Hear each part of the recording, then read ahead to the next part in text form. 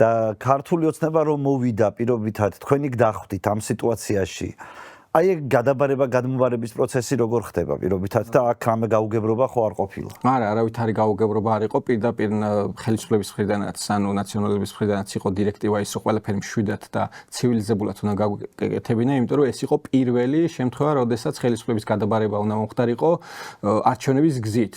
და ამიტომ ყველაფერი მოხდა ცივილიზებულად და კორექტულად, აბსოლუტურად გადავაბარეთ ყველაფერი, ყველა პროექტი და დავემშვიდობე და წამოვედი, ანუ არ მინდოდა არც ახლა ოცნებაში ვერ გადავიდოდი და ნაციონალებში დარჩენაც არ მინდოდა, მაგრამ ერთი პირობა იყო შიდა გუნდში განხილვა ის, რომ თუ დავრჩებოდი, ნაციონალურ მოძრაობას უნდა ეღიარებინა თავისი შეცდომები, ოღონდ ეს უნდა ყოფილიყო კამპანიის სახით, რომ აი შეცდომები და ის ხალხი, ვინც ამ შეცდომებთან იყო რაიმე ფორმით დაკავშირებული, ნაციონალურ მოძრაობიდან უნდა გაწეულიყვნენ, ანუ უნდა მომხდარიყო აბსოლუტური განახლება ამ ყველაფრის და ამის მცდელობები იყო შიდა გუნდში ამ აზრს ბევრი უჭერდა მხარს, მაგრამ მაინც ესე არ მოხდა.